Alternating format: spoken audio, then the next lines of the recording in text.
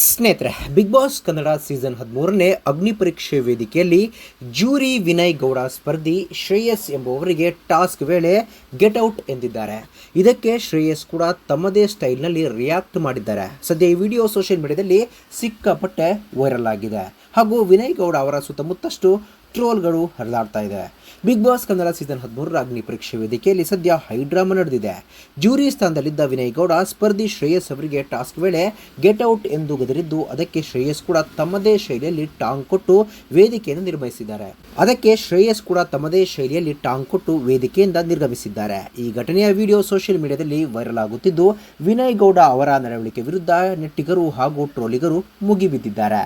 Big boss Kannada season 13 ಅಗ್ನಿ ಪರೀಕ್ಷೆ ವೇದಿಕೆ ಟಾಸ್ಕ್ ವೇಳೆ ಸ್ಪರ್ಧಿ ಶ್ರೇಯಸ್ ತಮಗಿಂತಲೂ ಅಭಿಷೇಕ್ ಎಂಬ ಸ್ಪರ್ಧಿಗೆ ಈ ಶೋನಲ್ಲಿ ಮುಂದುವರಿಯುವ ಅಗತ್ಯ ಇದೆ ಎಂದು ತಮ್ಮ ಟಾಸ್ಕ್ ಬಿಟ್ಟುಕೊಡಲು ಮುಂದಾದರು. ಇದನ್ನು ಕಂಡು ಕೋಪಗೊಂಡ ಜೂರಿ ವಿನಯ್ ಗೌಡ, ಈ ವೇದಿಕೆಯನ್ನು ಇನ್ಸಲ್ಟ್ ಮಾಡಬೇಡಿ ಪ್ಲೀಸ್, ಗೆಟ್ ಔಟ್ ಎಂದರು.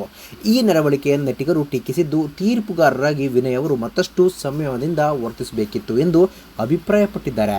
ಕಿಚ್ಚ ಸುದೀಪ್ ಅವರಂತಹ ದೊಡ್ಡ ಸ್ಟಾರ್ ಕೂಡ ಇಷ್ಟು ಅಗೌರವದಿಂದ ಮಾತನಾಡುವುದಿಲ್ಲ ಎಂದೆಲ್ಲ ಕಾಮೆಂಟ್ ಮಾಡಿದ್ದಾರೆ. ಸ್ನೇಹಿತರೆ, ವಿನಯ್ ಗೌಡ ಮಾತಾಡಿದ್ದು ಎಷ್ಟು ಸರಿ? ಅಗ್ನಿ ಪರೀಕ್ಷೆಯ ಬಗ್ಗೆ ನಿಮಗೆ ಅನಿಸುತ್ತೆ? ತಪ್ಪದೆ ಕಾಮೆಂಟ್ ಬಾಕ್ಸ್ನಲ್ಲಿ ತಿಳಿಸಿ. ಸ್ನೇಹಿತರೆ, ವಿಡಿಯೋ ಇಷ್ಟ ಆಗಿದ್ರೆ ಲೈಕ್ ಮಾಡಿ, ಶೇರ್ ಮಾಡಿ, ಚಾನಲ್ನ ಸಬ್ಸ್ಕ್ರೈಬ್ ಮಾಡಿ, ಹಾಗೆ ಬೆಲ್ ಐಕನ್ನ ಕ್ಲಿಕ್ ಮಾಡಿದರೆ ಹೊಸ ವಿಡಿಯೋನ ನೀವು ಮಿಸ್ ಮಾಡೋದೇ ಇಲ್ಲ. ಮುಂದಿನ ವಿಡಿಯೋದಲ್ಲಿ ಭೇಟಿಯಾಗೋಣ. ಧನ್ಯವಾದಗಳು.